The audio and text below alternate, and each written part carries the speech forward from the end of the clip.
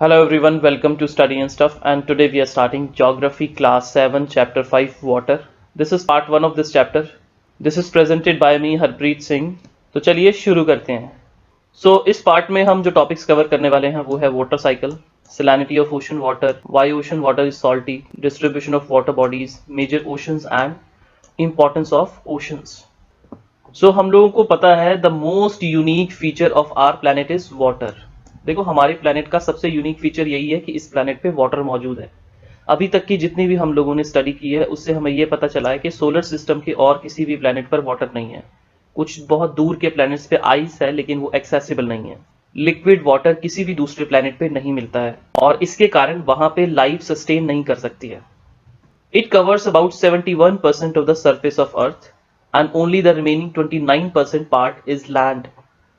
देखो अर्थ का जितना भी सरफेस है उसका 71% या 70% के अराउंड वो सारा का सारा वाटर से कवर्ड है और बाकी का जो रीजन बचता है सिर्फ वही उसी जगह पे लैंड है. तो आप इमेजिन कर सकते हो कि मतलब 70% से भी ज्यादा सरफेस पानी से कवर्ड है अर्थ का.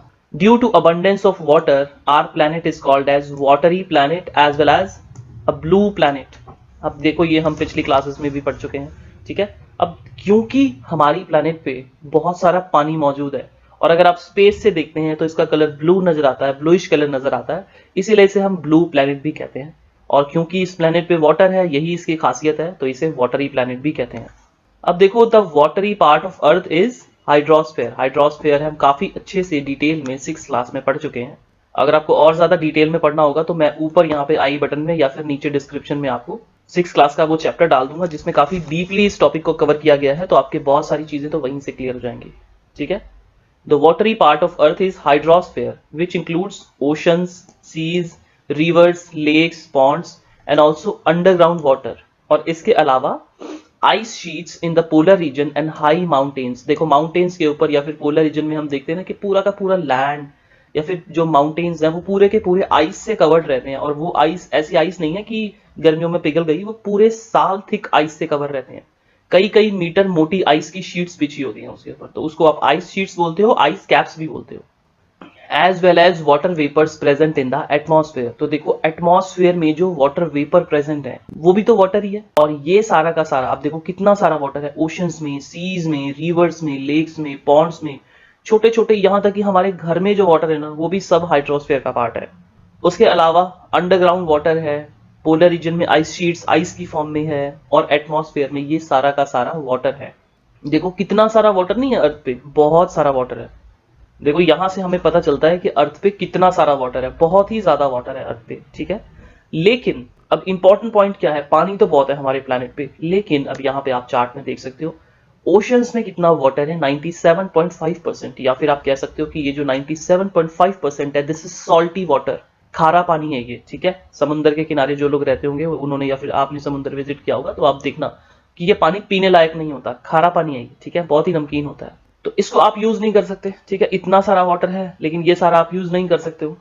अब बारी आती है फ्रेश वाटर की. फ्रेश वाटर वो वाटर है जिसको आप पीने के लिए या फिर अपना इरिगेशन के लिए, बहुत सारी और चीजों के लिए यूज कर सकते हो. तो वो वाटर कितना है, दैट इज 2.5%. अब देखो ये 2.5% फ्रेश वाटर हम लोगों को नजर आ रहा है. ठीक है, अब पूरी अर्थ के हिसाब से अगर हम देखें तो 2.5% भी बहुत ज्यादा है. लेकिन अगर हम यहाँ पे देखें तो ये पूरा का पूरा 2.5% फ्रेश वाटर भी एक्सेसिबल नहीं है. आप इसको यूज नहीं कर सकते हो पूरा का पूरा फ्रेश वाटर. अब क्यों नहीं कर सकते हैं वो हम अभी आगे स्लाइड्स में देखेंगे. देखो अब हम बात करते हैं वाटर साइकिल की. वाटर साइकिल आप पढ़ चुके हो, 6th क्लास में आपने पढ़ा है, आप सोशल साइंस में भी इसको पढ़ते हो, आप साइंस में भी पढ़ते हो, अभी भी आप इसको 7th क्लास में साइंस में भी पढ़ोगे एंड सोशल साइंस में भी पढ़ोगे. तो मैं इसको बहुत ज्यादा डीपली नहीं लेने वाला हूँ, ये कॉन्सेप्ट आप ऑलरेडी समझते हो, ये 6th क्लास में आपने किया हुआ है. तो मैं इसको बहुत ही सिंपल मैनर में लेने वाला हूँ. देखो the process by which water continuously changes its form and circulates between oceans, atmosphere and land is known as water cycle. और या फिर इसको क्या कहते हैं, हाइड्रोलॉजिकल साइकिल. अब देखो क्या होता है, the process by which water continuously changes its form. तो वाटर की कौन कौन सी फॉर्म्स होती हैं, वाटर अगर सॉलिड फॉर्म में है तो दैट विल बिकम आइस. ठीक है, और अगर वो लिक्विड में है तो वो सिंपल वाटर रहेगा, और जब गैसियस में चेंज होगा तो वो किस फॉर्म में चेंज हो जाएगा, वाटर वेपर की फॉर्म में वो चेंज हो जाएगा. ठीक है, क्लाउड्स फॉर्मेशन हो जाएंगे. तो देखो ये वाटर जब कंटिन्यूअसली अपनी फॉर्म को चेंज करता रहता है और वो सर्कुलेट करता है, कहाँ से, ओशन से एटमॉस्फेयर में जाता है, लैंड में जाता है, लैंड से फिर ओशन में आता है। तो ये जब फॉर्म हमेशा चेंज होती रहती है और ये घूमता रहता है कुछ प्लेसेस में, ओशन, एटमॉस्फेयर, लैंड में, तो क्योंकि ये एक साइक्लिक मैनर में घूम रहा है, मतलब जहां से शुरू हुआ वहीं से फिर वहां पे पहुंच रहा है, फिर वहीं से दोबारा शुरू हो रहा है, तो इस प्रोसेस को हम एक साइकिल बोलते हैं, ठीक है। और क्योंकि ये साइकिल वाटर की है इसीलिए इसे हम वाटर साइकिल कहते हैं। अब यहाँ पे आप इस पिक्चर में ध्यान से देख सकते हो, देखो चाहे ये रिवर्स हैं, चाहे ये ओशंस हैं, चाहे सीज हैं, यहाँ से क्या होता है, यहाँ से इवेपोरेशन होता है। वाटर जो है वो गर्म होता है, हीट से गर्म होता है, और वो वाटर क्या करता है, वो वाटर वाटर वेपर्स की फॉर्म में इवेपोरेट हो जाता है, ठीक है। उसके अलावा आपने साइंस में भी पढ़ा है कि ट्रीज में जो वाटर होता है, ट्रीज में एक फिनोमिना होता है जिसे हम बोलते हैं ट्रांसपीरेशन। तो ट्रांसपीरेशन के थ्रू भी वाटर लॉस होता है, वाटर वेपर की फॉर्म में चेंज होता है, ठीक है। और वो फिर से कहाँ चला जाता है, एटमॉस्फेयर में चला जाता है। अब देखो एटमॉस्फेयर में क्या होता है, जैसे जैसे हम लोग बात कर चुके हैं पिछले चैप्टर्स में भी, कि जैसे जैसे आप ऊपर की तरफ मूव करते हैं तो टेम्परेचर नीचे चला जाता है, टेम्परेचर कम होना शुरू हो जाता है। तो ये देखो वाटर वेपर है, जैसे जैसे ये ऊपर मूव करना स्टार्ट करेगा तो ऊपर क्या होगा, टेम्परेचर कम हो जाएगा, टेम्परेचर कम हो जाएगा तो ये जो वाटर वेपर्स है ये कंडेंस हो जाएंगे, और जब कंडेंस हो जाएंगे तो क्या बनेंगे, ये क्लाउड्स बन जाएंगे, और फिर वो क्लाउड्स जब बहुत हैवी हो जाएंगे, काले काले बादल हो जाएंगे, ठीक है, ग्रेइश कलर के हो जाएंगे, तो फिर क्या होगा, वो रेन हो जाएगी, रेन होगी या स्नोफॉल होगी या हेल होंगे या स्लीट होगी, हम लोग पढ़ चुके हैं इसको, है ना, पिछले चैप्टर में। तो ये जब सारे के सारे स्नो, स्लीट, रेनफॉल की फॉर्म में वाटर फिर से नीचे आएगा, तो जब लैंड पे गिरेगा तो हो सकता है वहां पे ग्लेशियर्स बन जाएं, जैसे स्नो वहां पे इकट्ठा होती है, तो हर जगह से वाटर जो है एक तो सीधे ग्राउंड में चला जाएगा। तो जो तो वाटर सीधे नीचे ग्राउंड में चला जाएगा, आप देखोगे कि ये नीचे इन्फिल्ट्रेशन हो रहा है, मतलब ग्राउंड के अंदर जा रहा है वाटर, तो वो तो बन जाएगा ग्राउंड वाटर जो स्टोर हो जाएगा ग्राउंड में। उसके अलावा सरफेस पे देखो, सरफेस रन ऑफ क्या होता है, जब सरफेस पे रन करता है वाटर, तो सरफेस पे रन करता है, जैसे रिवर्स में चला जाएगा, स्ट्रीम्स में चला जाएगा वाटर, है ना, और उसके अलावा पॉन्ड्स होंगे, लेक्स होंगी, वहां पे वाटर चला जाएगा।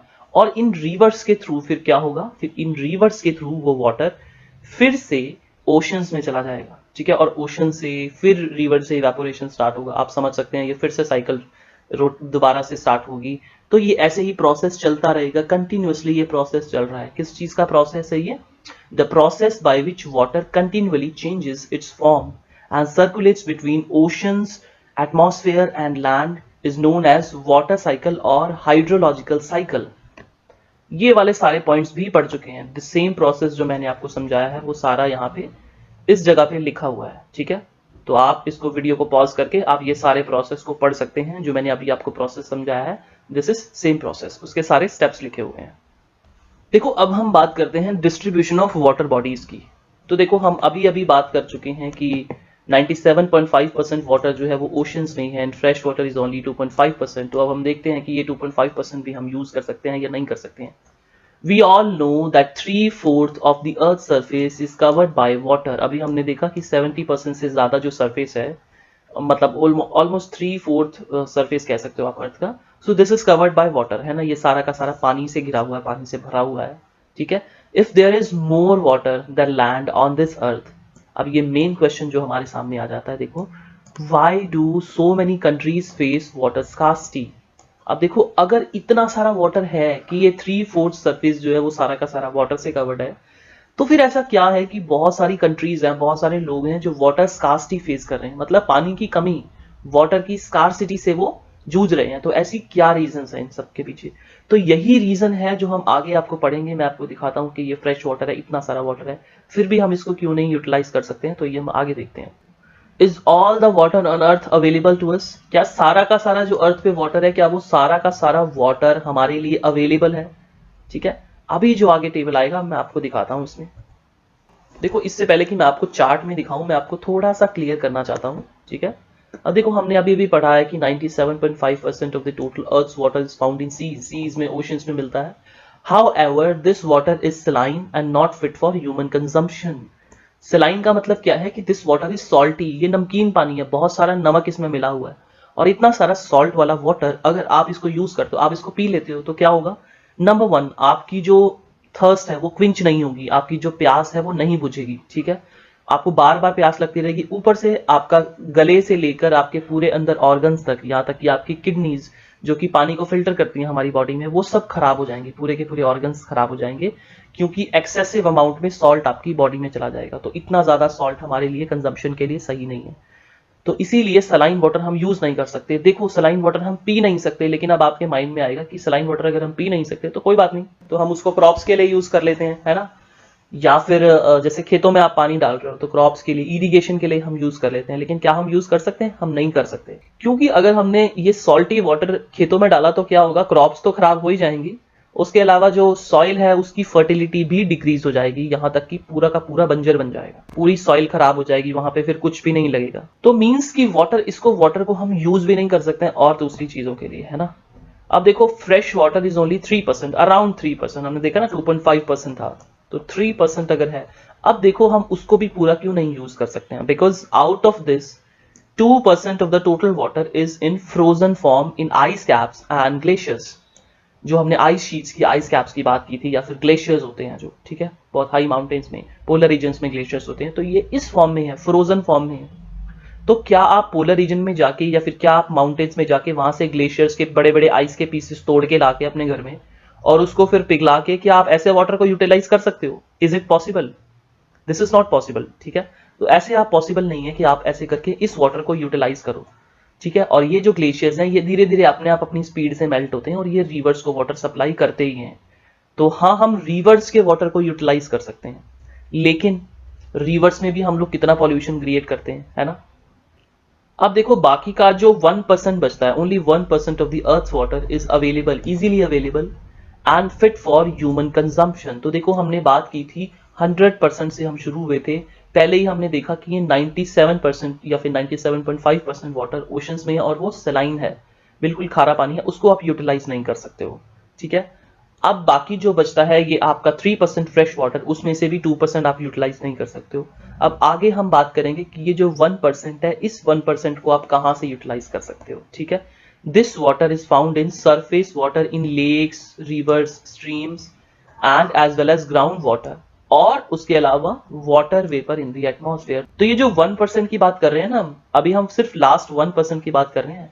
ये जो 1% वाटर है, ये 1% अर्थ का वाटर कहाँ पे मिलता है? जितना भी वाटर रिवर्स में है, बड़ी बड़ी लेक्स में है, स्ट्रीम्स में है, छोटी छोटी नहर बनी होती है ना स्ट्रीम्स, उसमें है, उसके अलावा ग्राउंड वाटर है, वाटर वेपर है, ये सारा का सारा मिला के 1% वाटर बनता है, अप्रोक्सीमेटली 1%। अब इस चार्ट को हम समझने की कोशिश करते हैं, ठीक है। वेयर इज अर्थ वाटर, अब इसको हम समझते हैं कि देखो सारा वाटर अर्थ पे, इतना सारा हम वाटर की बात करते हैं, तो वो वाटर कहाँ पे है? पहले आप इस वाले फर्स्ट पार्ट पे आ जाओ, ठीक है। ये आप देखो, तो ये जितना भी ग्रीन वाटर आप देख सकते हो यहाँ पे, ये है टोटल ग्लोबल वाटर, सारा का सारा जो वाटर है। तो हमने बात करी ऑलमोस्ट 97%, 97.5%। ये देखो ओशंस में कितना वाटर है, ओशंस में 96.5%, ऑलमोस्ट 97% वाटर जो है वो कहाँ पे? ओशंस में है, ठीक है। तो ये 96.5% वाटर जो है ये ओशंस का सॉल्टी वाटर है। उसके अलावा बहुत सारी लेक्स होती हैं और बहुत सारे ग्राउंड वाटर भी होता है जो सॉल्टी होता है, ठीक है। तो वो वाला जो सलाइन वाटर है उसको अदर सलाइन वाटर की कैटेगरी में रखा है। तो ये देखो 0.9% या ऑलमोस्ट 1% और ऐड हो गया, तो ये 96.5%, 1% और ऐड हो गया, ऑलमोस्ट 97.5% वाटर तो सॉल्टी कैटेगरी में आ गया। बाकी देखो ऊपर कितना बचा, ये बचा आपका 2.5%, ऊपर आप देख सकते हो ये वाला रीजन जो है। So this 2.5% is fresh water जो ऊपर बचता है हमारा। अब हम बात कर रहे हैं इस फ्रेश वाटर की, तो यहाँ पे हम डिस्कस करेंगे इस फ्रेश वाटर को। ये हमने देखा ना, दिस इज फ्रेश वाटर, हम यहाँ पे फ्रेश वाटर डिस्कस कर रहे हैं। तो अब देखो जो फ्रेश वाटर है उसमें से भी मोस्ट ऑफ द वाटर, हमने बात की थी ये जो, और टोटल पूरा अगर हम इसको 3% माने तो इसमें से भी ऑलमोस्ट 2% ये किस फॉर्म में है? ये ग्लेशियर्स एंड आइस कैप्स की फ्रोजन फॉर्म में। मींस अगर इसको फ्रेश वाटर को हम 100% लें तो 68-69% वाटर तो ऑलरेडी, ये देखो ऑलमोस्ट 70% बन गया, तो ये भी ऑलरेडी वाटर फ्रोजन फॉर्म में है। उसके अलावा 30% वाटर जो है वो ग्राउंड वाटर में है, ठीक है, ये सारा ग्राउंड वाटर है। और उसके अलावा ऊपर देखो कितना बचता है, जो फ्रेश वाटर है, अगर हम फ्रेश वाटर को भी 100% लेते हैं, फ्रेश वाटर को भी अगर हम 100% मानते हैं, तो उसका भी देखो 1.2% या फिर ऑलमोस्ट 1% ही सरफेस के ऊपर फ्रेश वाटर है जिसको आप प्रॉपरली यूटिलाइज कर सकते हो। तो आप देख सकते हो, हमने बात की थी, हम शुरू हुए थे 100% से, उस 100% का बचा ये 2.5%, और इस 2.5% को भी अगर आप 100% मानो तो उसमें से भी आप देख सकते हो कि सिर्फ 1.2% वाटर ही फ्रेश वाटर है जो सरफेस पे है। अब हम इसको देखते हैं कि क्या हम इसको यूटिलाइज कर सकते हैं सारा। तो ये आ गए हम यहाँ पे, तो ये रहा आपका ये जो सरफेस का 1.2% वाटर है। अगर इसको आप 100% मानो पूरे को, तो इसमें से भी most of the water, almost 70% water, that is ground ice and permafrost. तो ग्राउंड आइस कौन सी है? जो ग्राउंड के ऊपर आइस की शीट्स बिछी हुई हैं, पूरी की पूरी प्रॉपर्ली जो शीट्स हैं वो कहाँ पे हैं? शीट्स ये पोलर रीजन में मोस्टली होती हैं। और उसके अलावा परमाफ्रॉस्ट क्या होता है? देखो परमाफ्रॉस्ट होता है सॉइल की डिफरेंट लेयर्स होती हैं, है ना। तो सॉइल्स की जो लेयर होती हैं, एक तो टॉप सॉइल की लेयर होती है बिल्कुल, और उसके नीचे जो सब सॉइल की लेयर्स होती हैं, वो वाली जो लेयर्स होती हैं वो परमानेंटली फ्रोजन होती हैं पोलर रीजन में। जैसे ग्रीनलैंड में आप चले गए या फिर आप और कंट्रीज में चले गए ऊपर, तो यहाँ पे परमाफ्रॉस्ट होती है। मीन्स की जो लेयर है सॉइल की वो परमानेंटली फ्रोजन है, परमाफ्रॉस्ट, परमानेंटली फ्रोजन। तो देखो वो भी फ्रोजन किस लिए है? क्योंकि वहां पे वाटर है वो फ्रोज हो गया है ना। वाटर है जो फ्रीज हो गया है, जम गया है पूरा। तो क्या आप उसको यूटिलाइज कर सकते हो? आप मुझे बात बताओ, नहीं कर सकते ना हम उसको यूटिलाइज। उसके अलावा देखो ऑलमोस्ट 21% वाटर, अब ये इस 1% को अगर आप 100% मानो तो उसका 21% वाटर जो है, 21% वाटर ये लेक्स की फॉर्म में। अब आप सोचोगे कि ये लेक्स में इतना सारा वाटर है, तो हाँ लेक्स में बहुत सारा वाटर होता है। जैसे अमेरिका एंड कनाडा के बॉर्डर पे अगर आप देखो तो वो ग्रेट लेक्स जिसे हम कहते हैं, तो वो बहुत सारी बड़ी बड़ी लेक्स हैं, लेक सुपीरियर, लेक ईरी, तो उसमें बहुत सारा वाटर है। उसके अलावा आप रशिया वाले रीजन में जाओ तो बहुत बड़ी बड़ी लेक्स हैं वहाँ पे, लेक बाइका लेक पड़ती है, वहाँ पे बहुत सारा फ्रेश वाटर है दुनिया का, ठीक है। वो कहते हैं कि ऑलमोस्ट 20% फ्रेश वाटर तो उसी में है। तो बहुत बड़ी बड़ी जो लेक्स हैं वो हैं, ठीक है। और देखो आप इन लेक्स में रिवर से भी ज्यादा वाटर होता है जिसकी हम बात कर रहे हैं, बड़ी बड़ी लेक्स जो है, ठीक है। उसके बाद आप देखो यहाँ पे तो ये है सॉइल मॉइस्चर। सॉइल भी देखो हल्की हल्की नमी होती है, सॉइल में भी गीली होती है हल्की हल्की, तो वो भी वाटर का कंटेंट है। देखो आप कितना है, 3.8% वो है। अब ये जो स्वॉम्स होते हैं, मार्शिस होते हैं, दलदल जिसे हम बोलते हैं ना, दलदल वाला रीजन, जहाँ पे जैसे आपने देखा होगा कि कहीं पे भी जैसे कुछ रीजन्स में, यहाँ तक कि रिवर के आसपास वाला जो रीजन है वो भी ऐसे दलदल सा बन जाता है, वहां पे एक ग्रास सी उग जाती है ना। तो वो वाला रीजन स्वम्पी रीजन की हम बात कर रहे हैं। उसके अलावा देखो इस टोटल फ्रेश वाटर की जो हम यहां से शुरू हुए थे 1%, इसमें से भी देखें तो इसको अगर आप टोटल 100% मानते हो तो इसका भी सिर्फ 0.5%, देखो 0.49%, सिर्फ 0.5% वाटर ही इसका रिवर्स में है। और उसके अलावा लिविंग बींग्स, हम लोग भी तो है ना, ह्यूमन बींग्स हैं, एनिमल्स हैं, तो आपको पता होगा कि हमारी बॉडी में भी 70% कंटेंट जो है वो वाटर का कंटेंट है, तो हमारे अंदर भी वाटर है, ठीक है। उसके अलावा एटमॉस्फेयर का जो वाटर है वो है वहां पे। तो आप देख सकते हो कि हम कहाँ से शुरू हुए थे, 100% से। यहाँ से आपने देखा हम 100% शुरू हुए थे, और इस 100% में से भी वाटर कितना है हमारे पास जो है, फ्रेश वाटर इज 2.5%। इस फ्रेश वाटर में से भी देखो हम कितना यूटिलाइज कर सकते हैं, ओनली 1%। और उसको भी आगे आप देखो तो उसमें से भी देखो आप, इसको भी 100% अगर आप मानते हो तो ये देखो 0.5% वाटर जो है वो रिवर्स की फॉर्म में है, ठीक है। लेक्स को आप यूटिलाइज कर सकते हो, रिवर्स में है। तो कहने का मतलब है कि जब इतना कम फ्रेश वाटर है, इतना कम है, आप देख सकते हैं पूरी अर्थ वाटर से भरी हुई है, water water everywhere, not a drop to drink, ठीक है। इतना सारा वाटर है पूरी दुनिया में, लेकिन आप उसको यूटिलाइज नहीं कर सकते हो, और आपके पास इतना कम वाटर है जिसको आप यूज कर सकते हो। और उसके बाद भी ऊपर से आप ह्यूमन बींग्स की हमारी आप हरकतें देखो, हम लोग क्या करते हैं, हम लोग सारे वाटर को वेस्ट करते हैं। हम लोग ब्रश करते हैं तो टैप खुला छोड़ देंगे, ठीक है। उसके अलावा जितनी भी गंदगी वगैरह होती है हमारे घर की, वो सारी कहाँ जाती है, वो सब जाती है नालियों में, हम फेंकते हैं। और नालियों का जो वाटर है वो, ठीक है, ड्रेन्स का जितना भी वाटर होता है वो सारा कहाँ जाता है, वो सारा जाता है रिवर्स में। और रिवर्स में हम देखो कि कितना कुछ करते हैं, देखो जैसे हमारे फेस्टिवल्स वगैरह कुछ होते हैं तो उस टाइम पे भी हम फेस्टिवल के नाम पे हम लोग देखो कितना कुछ कूड़ा करकट सब कुछ वो सब हम रिवर्स में फेंक देते हैं। हमने सारी रिवर्स, इतना कम वाटर है हमारे पास, और उसको भी हम वेस्ट करते हैं, अच्छे से वेस्ट करते हैं। अब हम बात करते हैं सैलिनिटी ऑफ ओशन वाटर की। तो ये देखो सैलिनिटी का क्या मतलब होता है। सैलिनिटी का मतलब मैंने आपको अभी पहले बताया, सैलिनिटी का मतलब होता है सॉल्टी, ठीक है। तो देखो मैंने अभी बात की आपको कि 97.5% वाटर जो ओशंस में है या फिर और जगह है वो सारा सॉल्टी वाटर है, ठीक है, सलाइन वाटर है। तो ये सलाइन है, और हमें पता है कि देखो हमें ऐसे सॉल्ट भी मिलता है ओशन से। जो हम सॉल्ट खाते हैं घर पे वो कहाँ से आता है, वो ओशन से ही तो आता है। जिसको आप सिंपल नमक कहते हो, सिंपल जो नमक होता है वो कहाँ से आता है, वो ऐसे सॉल्ट से ही आता है, सोडियम क्लोराइड। तो देखो ये सारा सॉल्ट हमें ओशन से मिलता है, तो ये सारा जब किनारे पे ऐसे जम जाता है तो यहाँ से हम सॉल्ट को प्योरीफाई करके, साफ करके, फिर उसको हम यूज करना स्टार्ट करते हैं। अब देखो सैलिनिटी का मतलब क्या होता है, फॉर्मूला क्या होता है सैलिनिटी का। देखो salinity is the amount of salt in grams present in 1000 grams of water. मतलब अगर आप 1 किलो पानी लेते हो, 1 kg अगर आप वाटर लेते हो, तो उसमें कितने ग्राम सॉल्ट है, उस अमाउंट को, उस क्वांटिटी को हम बोलते हैं सैलिनिटी ऑफ वाटर। तो नॉर्मली जो एवरेज देखा गया है, देखो average salinity of the oceans is 35 parts पर 1000 यानी कि 35 ग्राम्स आप कह सकते हो, ठीक है। पर 1000 ग्राम में से देखें हम तो 35 ग्राम्स पर केजी, ठीक है, ये है आपकी सैलिनिटी ऑफ ओशंस। तो ये एक एवरेज सैलिनिटी है, मतलब पूरे ओशंस की हम देखें तो देखो बहुत सारे ओशंस हैं जिसकी सैलिनिटी बहुत ज्यादा है और बहुत सारे ओशंस हैं जिनकी सैलिनिटी कम भी है। अब वो कम क्यों होती है, ज्यादा क्यों होती है, वो जब आगे टेम्परेचर आपका टेम्परेचर ऑफ ओशन वाटर ये हमारा टॉपिक आएगा तो हम उसमें पढ़ेंगे। अभी फिलहाल आप देख सकते हो, ये आप पर्सन को देखो, ये पर्सन सिर्फ वाटर के ऊपर लेटा हुआ है और ये फ्लोट कर रहा है, ये डूब नहीं रहा। क्या ये पॉसिबल है ऐसा? हाँ ये पॉसिबल है, सच में ये पॉसिबल है। और देखो ऐसा कैसे हो जाता है, नॉर्मली हम देखो वाटर के ऊपर जब हम फ्लोट करते हैं, अगर हम ऐसे होंगे तो देखो हम डूबना शुरू हो जाएंगे, थोड़ा सा नीचे हो जाएंगे, डिसबैलेंस हो जाएंगे। लेकिन देखो ये पर्सन किस तरह लेटा हुआ है, ऐसा लग रहा है कि ये किसी जगह पे ऐसे नॉर्मल लेटा हुआ है।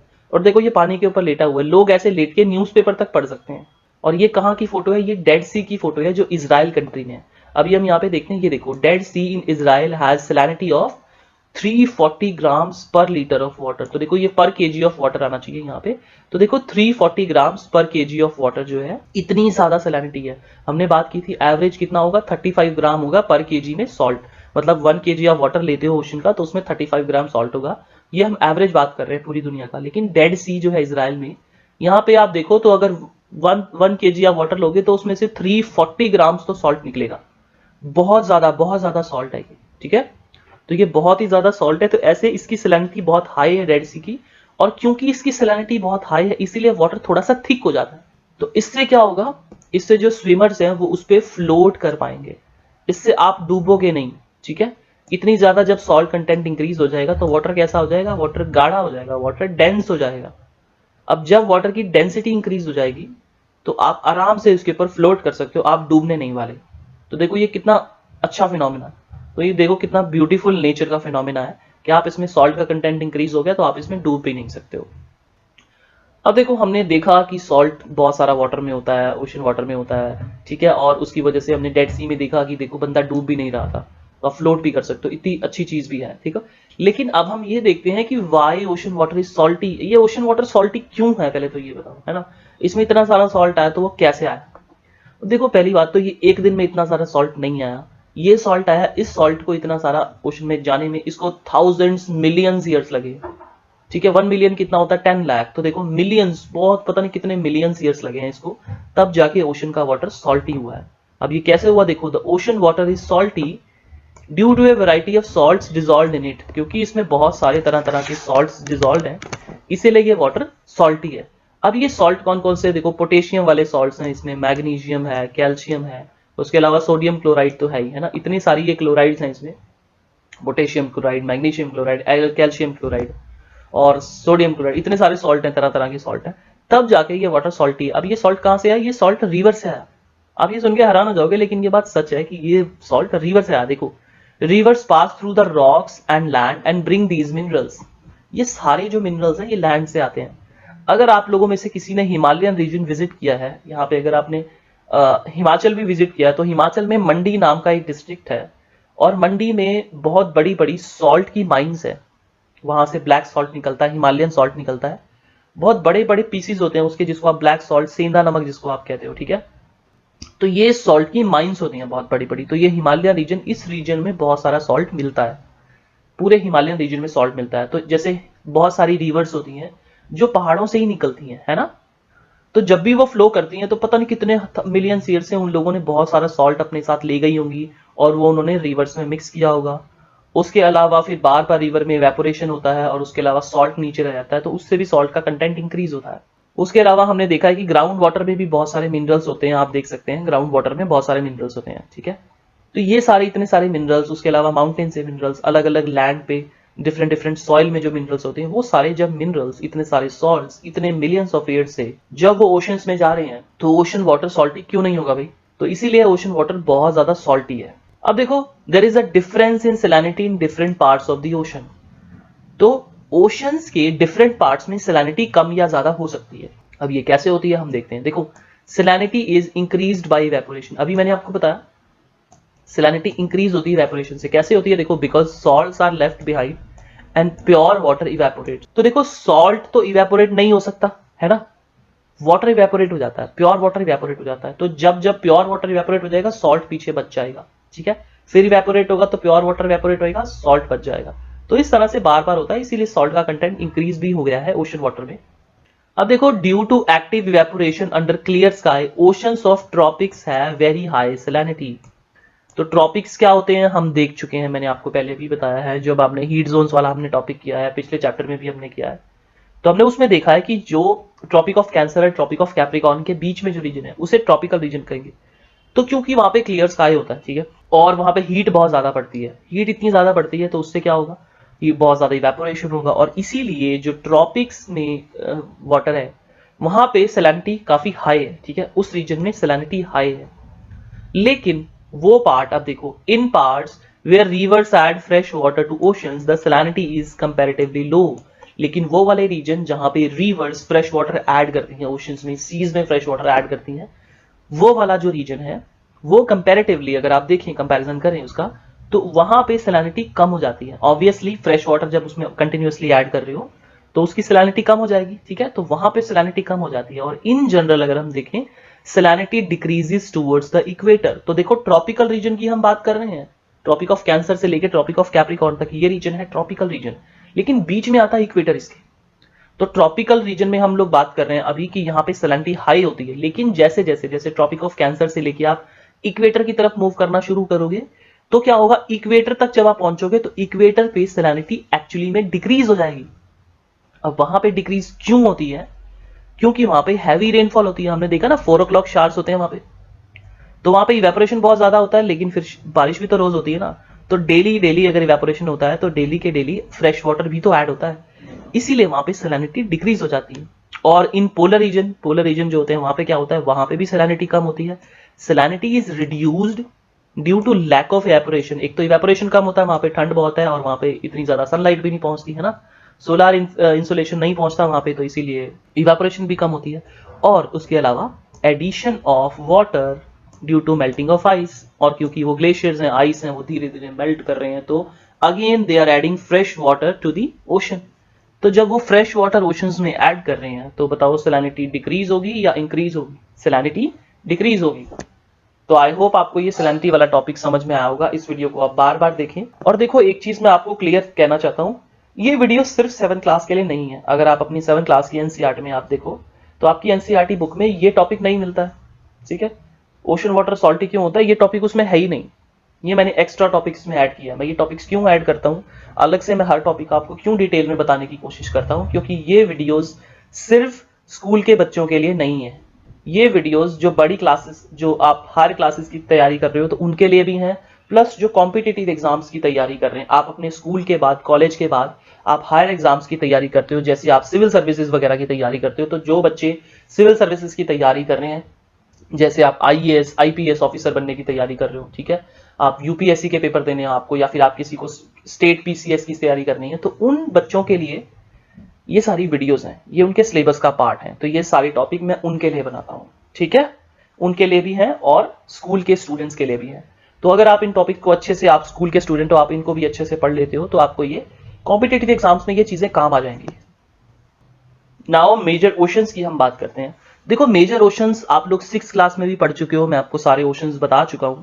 मेनली देखो, आपकी बुक को अगर हम फॉलो करें, एनसीईआरटी क्लास 7 को अगर हम देखें तो according to your book 4 main major oceans होते हैं, ठीक है। तो 4 मेजर ओशंस वो कौन कौन से होते हैं, देखो, अगर आप ये वाला पूरा रीजन ऊपर देखो, अर्थ गोल होती है ना, और हम ये मैप में दिखा रहे हैं आपको, तो आप समझ सकते हो ये वाला जो आप पूरा रीजन ऊपर देख सकते हो, अगर आप देखो तो ये सारा का सारा कौन सा रीजन है, दिस इज आर्कटिक ओशन, ठीक है, ये आर्कटिक रीजन है, आर्कटिक सर्कल के ऊपर, और ये सारा का सारा है ओशन, आर्कटिक ओशन, आप देख सकते हो यहाँ पे, दिस इज आर्कटिक ओशन। उसके बाद आप देखो तो अर्थ क्योंकि राउंड है तो हाफ पार्ट यहाँ है, ये वाला आप देख सकते हो, ये वाला हाफ पार्ट यहाँ है और हाफ पार्ट है इस जगह।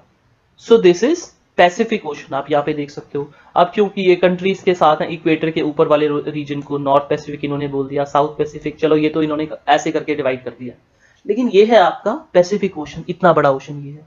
इन ओशंस को, ये सारे ओशंस को मैंने डीपली कवर किया है 6 क्लास के चैप्टर में, वो चैप्टर मैं डिस्क्रिप्शन में या फिर आई बटन में ऊपर ऐड कर दूंगा, तो आप यहां से देख सकते हो। अब यहाँ पे हम देखें तो ये है आपका ओशन, ये एस शेप में जो ओशन बना हुआ, दिस इज अटलांटिक ओशन, और उसके अलावा ये जो ट्राइंगुलर शेप में यहाँ पे है, this is known as Indian Ocean. देखो, ये एक अकेला ओशन है, जो किसी कंट्री के नाम पर है ना। तो ये किसी कंट्री के नाम पे है, तो यहाँ से आप इसकी इंपॉर्टेंस समझ सकते हैं कि ये कितनी हमारी कंट्री की, इंडिया की कितनी इंपॉर्टेंस है। देखो ये 4 ओशन है आपकी बुक के अकॉर्डिंग, लेकिन देखो अगर आप और जगह पे देखते हो, इंटरनेट पे डिफरेंट सोर्सेज देखते हो, तो एंटार्क्टिका के आसपास वाला रीजन जो है उसको भी ओशन कहा जाता है, ठीक है। जैसे आर्कटिक रीजन है ऊपर, तो ये एंटार्क्टिका के आसपास को भी देखो कुछ जगह पे इसको साउथ सी बोला गया है और कुछ जगह पे इसको सर्दर्न ओशन कहा गया है। तो अगर हम इस तरह से अब हम देखते हैं तो ये 5 ओशन बन जाते हैं। इनको डीपली स्टडी करने के लिए आप 6th क्लास के चैप्टर को देख सकते हैं आई बटन में। This is our last topic of this video. अब ओशंस की इंपॉर्टेंस कितनी सारी है, अब हम इसको देखते हैं। देखो ओशंस हैं, these are the prime sources of water cycle. हम समझ सकते हैं कि इवेपोरेशन के लिए वाटर चाहिए, वाटर साइकिल को स्टार्ट करने के लिए वाटर तो चाहिए ना, इवेपोरेशन जहां से होगा। तो देखो प्राइम सोर्सेज हैं, सबसे बड़े सोर्सेज जो हैं वो वाटर साइकिल हैं। अगर पूरी लैंड वगैरह पे और जगह पे ट्रांसपिरेशन वगैरह ना भी हो ना, तब भी वाटर साइकिल चल सकती है सिर्फ ओशन के बेसिस पे, because we know that 70% of the earth's surface is covered by water, is covered by oceans, है ना। तो चल सकती है वाटर साइकिल। अब देखो next, climate of the land masses near oceans are totally influenced by them. इसका क्या मतलब है, अभी हम सेकंड पार्ट में भी ओशन करंट्स के बारे में पढ़ने वाले हैं। जब हम उसके बारे में पढ़ेंगे उससे भी आपको ये टॉपिक अच्छे से समझ में आएगा। देखो ओशंस के पास जो रीजन्स होते हैं, देखो जैसे मुंबई है, तमिलनाडु है, ये जो आपकी कोस्टल रीजन्स जितने भी होते हैं, वहां का टेम्परेचर इन्फ्लुएंस होता है ओशन से, ठीक है। तो ओशंस के पास हमने पहले भी बात करी है हम कि जो ओशंस के पास जो कोस्टल रीजन में जो लोग रहते हैं, देखो उनको सीजन्स फील नहीं होते बहुत ज्यादा। देखो बारिशें होती हैं लेकिन ज्यादा गर्मी या ज्यादा सर्दी वाला ऐसा उनको कोई फिनोमिना फील नहीं होता। मॉडरेट सा क्लाइमेट होता है ना, बिल्कुल मीडियम सा क्लाइमेट होता है, ज्यादा सर्दी नहीं होती, ज्यादा गर्मी नहीं होती, मॉडरेट सा क्लाइमेट होता है। तो इस तरह से जो ओशंस हैं वो इन्फ्लुएंस करते हैं लैंड मास के क्लाइमेट को, ठीक है। देखो they are rich in minerals such as salt and petroleum. देखो ओशंस हमें बहुत सारे मिनरल्स भी प्रोवाइड करते हैं, सॉल्ट हमें प्रोवाइड करते हैं, वी नो दिस, सॉल्ट तो हमें ओशन से ही मिलता है। अब पेट्रोलियम आपके लिए थोड़ा नया होगा, देखो पेट्रोलियम भी हमें प्रोवाइड करते हैं। ओशंस के नीचे भी सरफेस को ड्रिल किया जाता है और वहां से पेट्रोलियम निकाला जाता है, ठीक है। तो जब ऑफशोर ड्रिलिंग होती है तो इस तरह से ओशंस के नीचे से पेट्रोल भी निकलता है। देखो they provide source of livelihood to many people. देखो बहुत सारे लोगों को ये सोर्स ऑफ लाइवलीहुड, बहुत सारे लोगों को ये जॉब्स भी प्रोवाइड करता है, काम भी प्रोवाइड करता है। कैसे प्रोवाइड करता है, देखो बहुत सारे लोग हैं जो फिशिंग करते हैं फॉर अ लाइवलीहुड। वो फिशिंग करते हैं क्योंकि वो उनका काम है, वो मछली पकड़ते हैं और मार्केट में सेल कर देते हैं, ठीक है। उसके अलावा देखो बहुत सारे लोग हैं जो बोट्स चलाते हैं, चाहे वो टूरिस्ट को लेके जाना हो या फिर किसी और को लेके जाना हो, ठीक है। तो बोट्स बहुत सारे लोग चलाते हैं, तो ये भी उनका एक काम है। उसके अलावा और भी बहुत सारे काम हमें ओशन से मिलते हैं, ठीक है। जैसे कुछ लोग सॉल्ट्स निकालते हैं, तो कितने सारे काम है ना। उसके अलावा देखो oceans they are the source of marine food. अब देखो कुछ लोग देखो नॉनवेज नहीं खाते, लेकिन बहुत सारे लोग तो खाते हैं ना। अब अगर मरीन फूड नहीं होगा तो कितने सारे लोग देखो जिंदा ही नहीं रह पाएंगे। तो बहुत बड़ी अमाउंट को, पॉपुलेशन को ओशंस फूड भी प्रोवाइड करते हैं। तो देखो फिश आपको यहाँ से मिलती है, उसके अलावा तरह तरह की डिफरेंट फिशेज होती हैं, ये सब चीजें आपको कहाँ से मिलती हैं, ये सारा मरीन फूड आपको ओशन से मिलता है। अब उसके अलावा बहुत कम लोगों को ये पता होता है कि टाइड्स एंड वेव्स, इनको हम आगे पढ़ेंगे, tides and waves. Tides and waves को हम हार्नेस कर सकते हैं पावर जनरेट करने के लिए भी, ठीक है। तो पावर आप जनरेट कर सकते हैं ऐसे, इलेक्ट्रिसिटी भी बना सकते हैं आप किसकी मदद से, टाइड्स एंड वेव्स की मदद से। उसके अलावा देखो oceans serve as means of transport. तो ओशंस देखो एक तरह से मीन्स ऑफ ट्रांसपोर्ट भी सर्व करते हैं। ओशंस है, वाटर है, और ये सारे की सारी पूरी दुनिया में वाटर कनेक्टेड है, ओशंस कनेक्टेड है। तो ये बहुत ही बेनिफिशियल हो जाता है शिप के थ्रू, शिप्स के थ्रू, बोट के थ्रू आप पूरे ओशंस के ऊपर आप कहीं पे भी जा सकते हो, ठीक है। तो ये मीन्स ऑफ ट्रांसपोर्ट एक फ्री का, रोड्स हम लोगों को कंस्ट्रक्ट करनी पड़ती हैं, लेकिन ये बिल्कुल फ्री का ट्रांसपोर्ट है कि हमें मिल जाता है, ठीक है। रोड्स वगैरह हमें बनाने की जरूरत नहीं पड़ती, ओशंस एक तरह से हमें फ्री में मिल जाते हैं। तो इसी के साथ हमारा ये फर्स्ट पार्ट फिनिश होता है। अब मिलते हैं आपको सेकंड पार्ट में बाकी के सारे टॉपिक्स के साथ। सब्सक्राइब कीजिए हमारे चैनल को और नए नोटिफिकेशंस पाने के लिए बेल आइकन को प्रेस कर दीजिए।